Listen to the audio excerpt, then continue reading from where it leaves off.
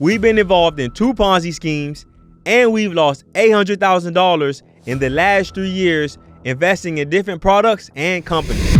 As we always say, investment equals risk. But in today's episode, we want to help you reduce your risk before you make any investment. In this episode, we're going to share 10 questions that you must ask that's going to guide you before you make any investment. I'm excited that we just have the opportunity to share some of these lessons with you guys. You got to ask yourself that question. Who are the people that is involved in this? The first question you need to ask yourself is, who are the people/team involved? Total addressable market. How big is this industry? And you definitely need to understand that before you make an investment to a company or to a product. And that's going to help you decrease your risk. Let's tap into the episode. Welcome to another edition of the Expose and Expand podcast show. I'm the man with the plan, Jeremy Mathis. I'm Joshua. I'm going to give you the game, Mathis, and welcome to another edition of the Expose and Expand podcast show, where we expose you to the ideas, the strategies, the struggles, the failures, the people, and the experiences that have gotten us from zero to millions. Over the last 10 years, we've invested $1 million into different companies and into different products. That all sounds cool, but we've lost a lot of money, and I mean a lot. From 2 different Ponzi schemes to bad investments, we've had a long road with investing. And now, if you know us, me and Josh, we always like to expose you guys to our struggles so that you guys can avoid all of the pain and the agony that we had to go through, so that you guys don't have to go through it. In today's episode, because of our experience with investing, we want to give you guys 10 questions that you need to ask before you make an investment. These 10 questions comes from our direct experience in investing, more so from the losses that we've had to take and all of the experiences that we had. After watching today's episode, you're going to know what to do and what not to do before you make an investment, and you're going to be able to walk away with 10 questions that you'll be able to use throughout your life that guide you when you're investing. Let's get exposed. Guys, I want to start by saying that this is not financial or legal advice. We're not attorneys. We're not CPAs. So make sure you guys consult an attorney or CPA. This is just solely our opinion and based on our experiences. And I just want to be clear here, guys. Jeremy and I, our core business is real estate investing. So when we're talking about investing, we're talking about investing into other businesses, ventures, opportunities. So I wanted to make that clear. But for us, like Jerm just stated, man, we've lost a lot of money and we've learned a lot of lessons as well. And for me, and we say this all the time, I'm grateful for these losses and these lessons, because I'd rather take them now when we're, it was still a lot of money, but in the hindsight, it's play money, as opposed to when we're making millions or hundreds of millions of dollars and you take those big losses. So luckily enough for us, man, we've been able to learn, we've been able to grow, and I'm excited that we just have the opportunity to share some of these lessons with you guys. Yes, guys, like I said, over the last 10 years, we've invested over $1 million, and we probably lost 80% of that money in investments. No, we did lose 80% of that money in investing. And today's episode is going to be very interesting simply because we said we've been investing for 10 years. Let's give people 10 questions, 1 question per year that we've had to learn through our experience. So you guys going to get a lot of gems today that you'll be able to actually apply and be able to use before you start investing. I think now, like, we can laugh about it now, right? But when it happened, or when we was going through it, it was really tough for us. And it was some moments for me personally that when we made these investments and we found out it was either a Ponzi scheme, we found out we wasn't getting our money back, it was just a heartbreaking blow for me personally. It was devastating. It was depressing. And luckily for us, man, we just know how to bounce back from things like this. But for me, man, I'm definitely excited to share. And let me help you guys understand. As you guys know, Jerm is the smart twin. So Josh got us involved in 2 Ponzi schemes, because I know y'all listen to the intro and like, dang, not 1, but 2. Yes, guys, we've been involved in 2 Ponzi schemes. And we're going to definitely have an episode breaking all of those things down. But today we're just going to focus on the questions. And before you make an investment, the first question that you need to ask yourself, and this is something that we've learned, again, all of this comes from our own experience. The first question you need to ask yourself is, who are the people/team involved? You got to ask yourself that question. Who are the people that is involved in this? Once you ask that question, you're going to have follow-up questions such as, does the team or does the person involved, do they have experience in a down market? Because everybody looks good in an up market. What teams have they built before in the past? What success or failure has this person or this team have had in the past? And is the company, would the company still be operational if that leaders get injured or worse, dies? So again, the first question you got to ask yourself is, who are the people and the team that's involved in this investment that I'm going to make? Because one of the things that we heard even before we started investing was, I invest in the jockey, not the horse. Any business can fail and any business can succeed.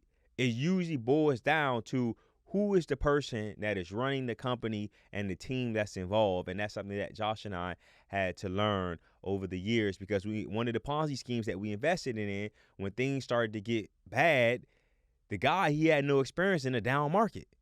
He had zero experience in a down market. He only had experience when the market was going up. And that's how we came up with that question, just so you guys know how we came up with that one. I think too, understand that when you guys are investing, as Jaron mentioned, yes, the team, you want to know what that team's capability is, because as Jaron just mentioned, there are a lot of investments that we've made, and when there wasn't no team involved, there was just a one-man show. So for us, we know now that if there's just one person that makes the world go around, or that's going to make this investment work, that's not something we want to be involved in.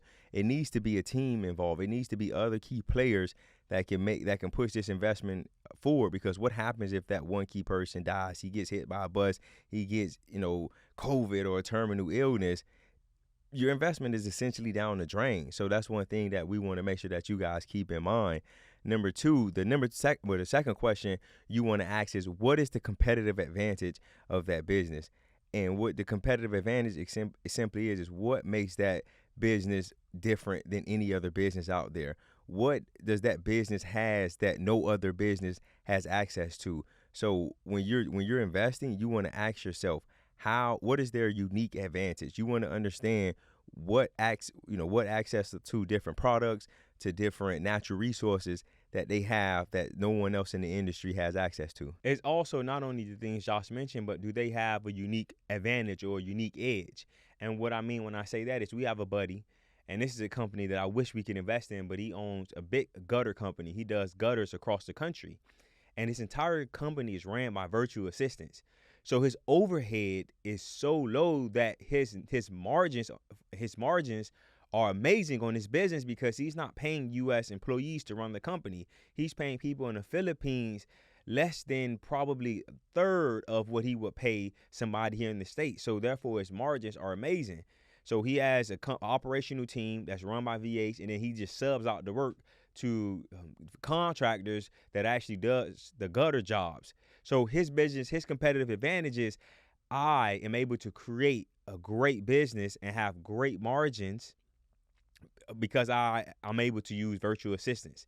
So again, when you're investing, you want to think about what edge does this business have that allow us to make more money, or what would allow us to do way better than our competition. Because as you know, business is a sport, and every day, everybody that's in business is coming out to compete, or at least they should be. Yes, for sure.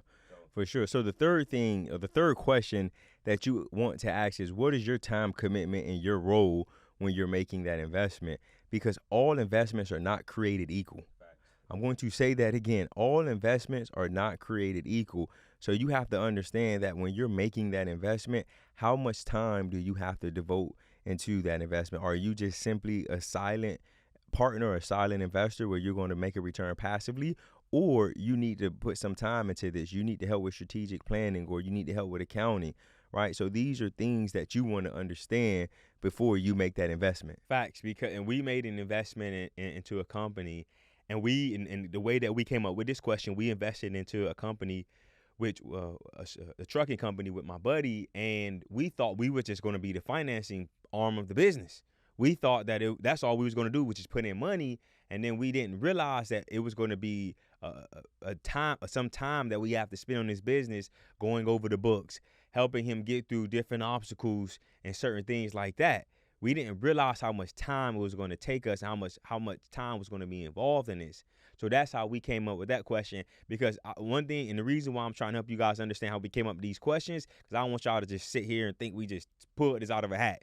Where, again, everything that me and Josh do on this show is exposing you to everything that we've gone through so that you guys can expand your life.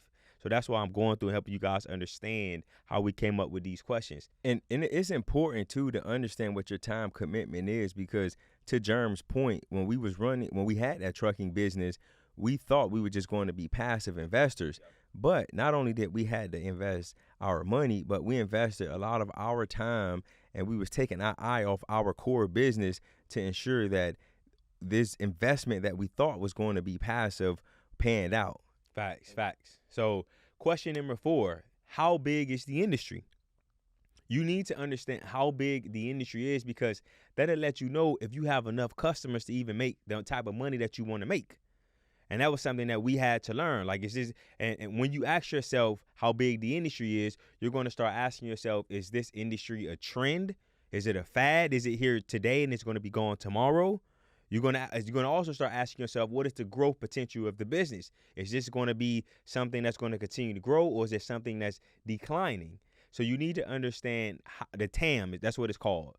If you ever hear the word TAM, it's called total addressable market. How big is this industry? And you definitely need to understand that before you make an investment to a company or to a product. I think that's key too, because some people just invest because, the idea is cool, but there's no total addressable market, or if there is only serving 2 million people or 3 million people. And I mean, you got to ask yourself, unless you have a high price offer where you're that 3 million people that you're serving, each customer pays you $50,000 to $100,000, then okay, maybe there's an opportunity there. But if that total addressable market is only, as I just mentioned, 3 million people, and you're trying to sell them something that's $50 to $100, how big can you really grow that business and scale that business? So that's something that's key that you guys want to keep in mind. So the next question that you want to ask yourself is, if your money is protected, how is your money protected? You want to understand, okay, if things go wrong, how do you get your money back? You want to understand, how long are they going to have your money out? These are important. This is a very, very important question, because for us, most of the investments we made, there was really no way for us to protect ourselves, right? So we couldn't really go after these people. Jaron mentioned we got caught up in 2 Ponzi schemes. There is no way for us to really go after the 2 individuals that we gave the money to, because the money wasn't protected. Yeah. So, and Josh started off that question with, if the money's protected. You got to understand, when you're investing in something, is there any way for me to protect this? Most, like Josh said in previous episodes, investment equals risk. But if you can protect yourself, definitely try to protect yourself. So even before we continue, so guys, I'm gonna break that down for you. So you guys may be thinking, how can I protect myself? So our core business is real estate investing, and we have private money lenders who give us the money to fund the property. So essentially, our private money lenders are the bank. So the way that their money is protected is they get a note and a mortgage on the property. So in the event where we don't pay them back, in the event, and guys, I want to make that clear, that would never happen. We always pay our investors back. But in the event that we quote unquote don't pay them back, in the event that we just, unfortunately we pass away, they have a note and a mortgage on that property that will allow them to, foreclose on that property, and they can take the property back. So I wanted you guys to understand what we mean when we say is how their money is protected. Facts. Roll your sleeves down. So the question number 6 is, what stage is the company or product in? Are they in startup phase? Are they in growth phase? Or are they in the mature phase?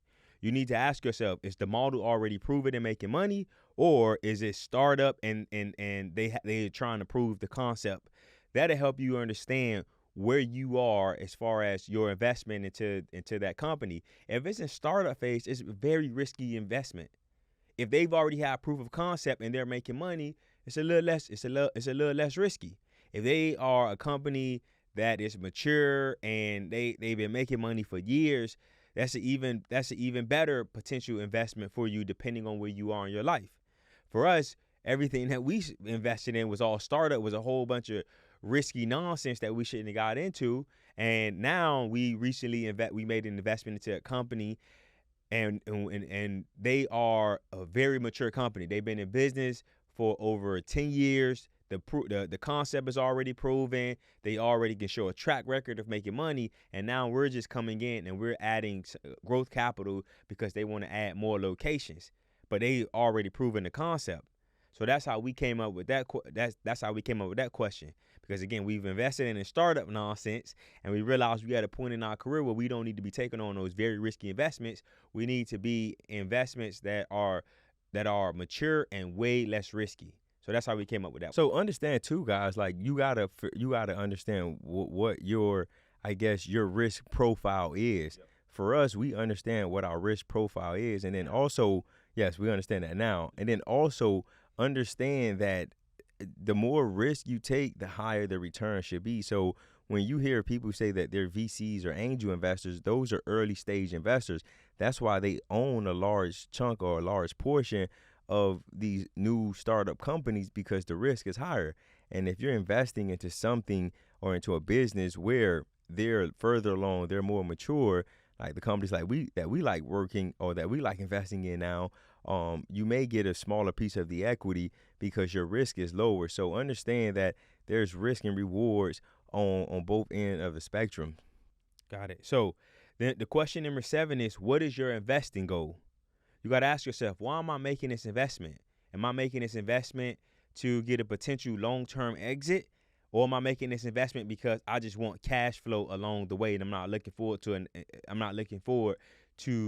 exit? You got to understand why you're making this investment. For us, give you a great example, all of the past investments that we've made, we were looking for big pops. We were looking for big pops or either a ton of cash flow. And again, all of that was speculative, and most of it went to zero. And this investment that we recently made into this company, this is purely a cash flow play for us. And we hope that we get a cherry on top if they decide to sell the company in a couple years. So again, you got to understand, what is my goal with making whatever investment you're going to make into a company? Another goal that you guys can have when it comes to investment is taxes. So if you have a high income or high producing job or business where you're producing a lot of cash, you want to probably find investment opportunities that's going to help you save on some taxes. So as Jerm just mentioned, get clear on why you guys are making the investment. My God, you helping the team out today. I mean, because you ain't doing what you're supposed to do, my guy. God, listen, that boy at the free throw line right now, he done went 0 for 6 from the free throw line. So another question number 8 that you want to ask is, what is the opportunity cost of me making this investment? And what that means is, if I make this investment, what else or where can I miss out on, right? Or what other opportunities could I miss out on from making this investment? So that's something that you want to understand. So for us, like Jerm just mentioned, we just made an investment into a company, and we think we're users of the product. We enjoy this company, and we understand, okay, what our opportunity cost is for making that investment. And we're okay with losing, quote unquote, losing out on these other opportunities because the opportunity in front of us is just too good for us to pass up. Facts, guys.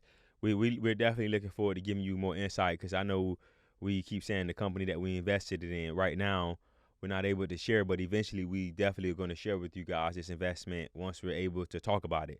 But question number 9 is, what is the marketing strategy for the business? You can have the greatest product in the world, the greatest service in the world, the greatest company in the world, but none of that matters if you can't get customers.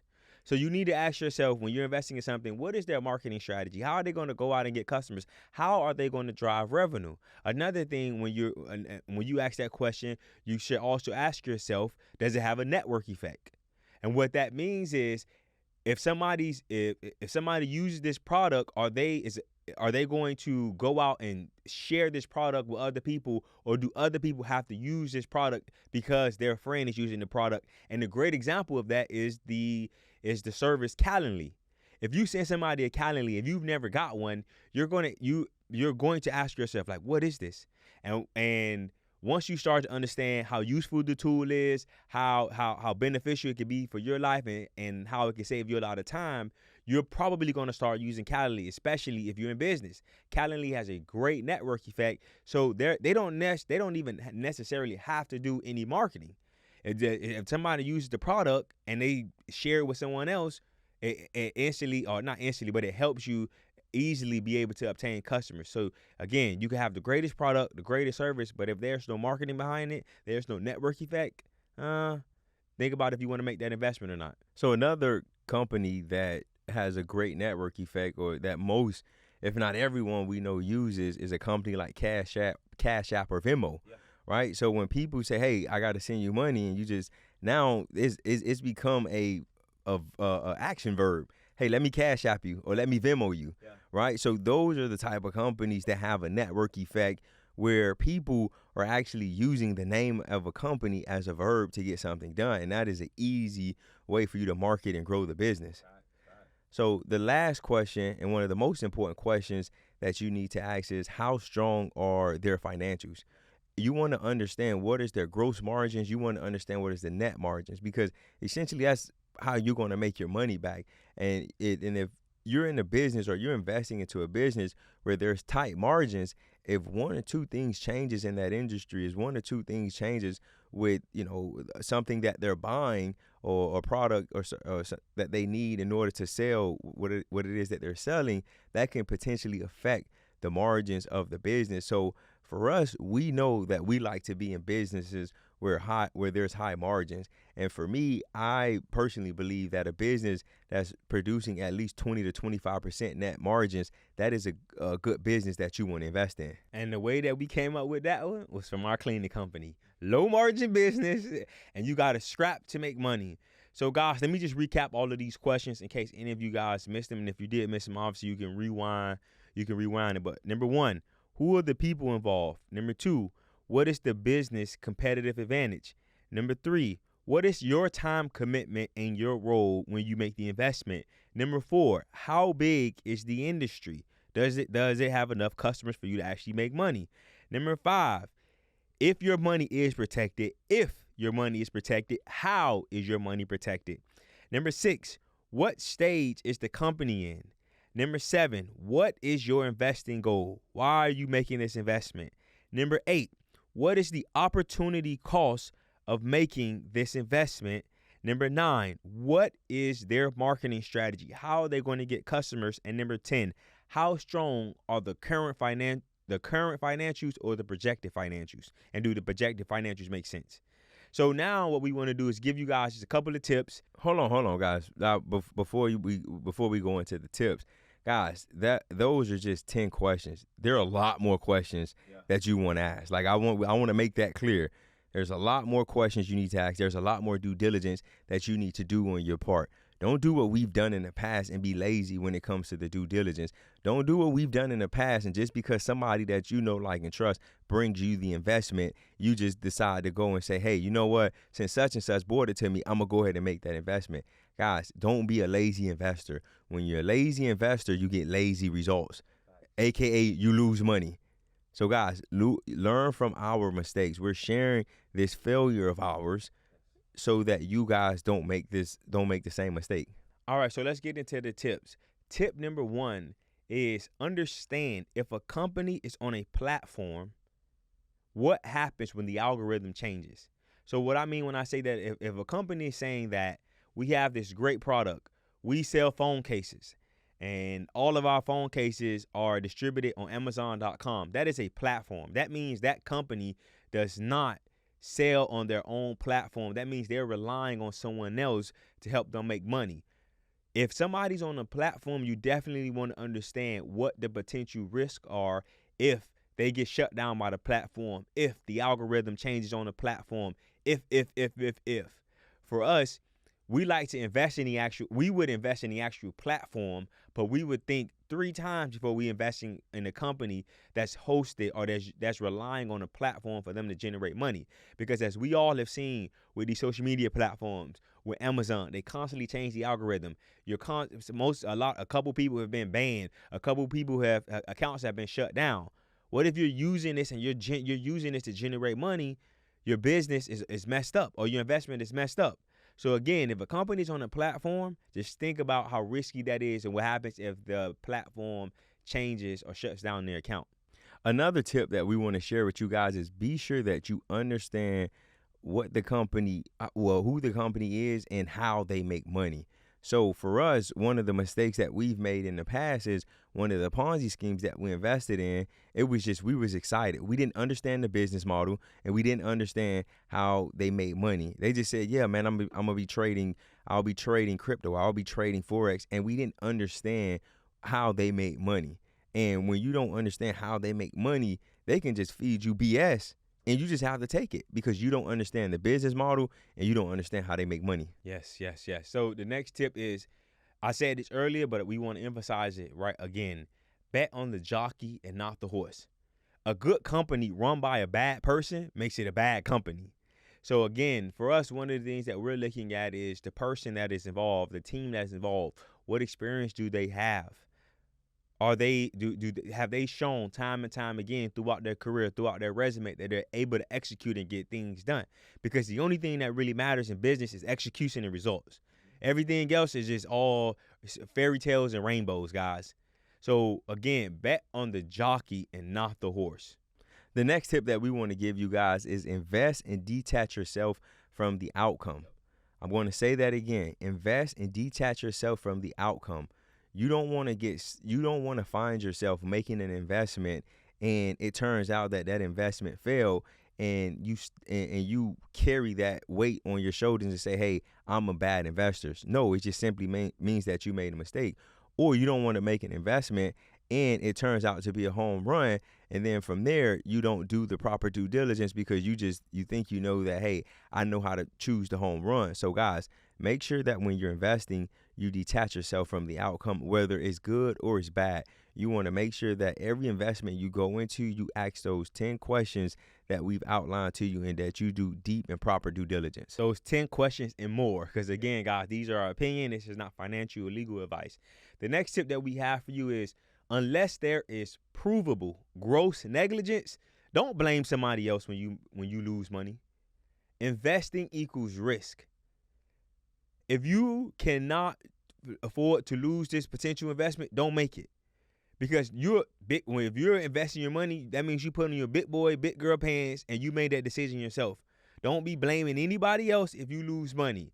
And the way that from this tip, we came up with this tip because we were involved in an investment that went wrong, and a lot of people that were involved in this investment was blaming everybody that brought us into the investment. We were looking at these people sideways like, nobody put a gun to your head and made you do this. You decided to do this. So guys, don't blame anybody else if there's a loss. You need to take full accountability and understand that you made that decision yourself. And the last tip that we want to leave you guys with is don't invest your last into anything. If you have to miss out on an opportunity, that is okay.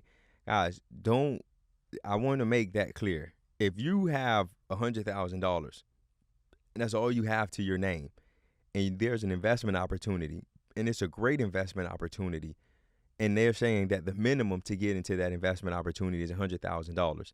If all you have is $100,000, that may not be a wise investment for you because, again, as we've been saying this whole episode, investment equals risk.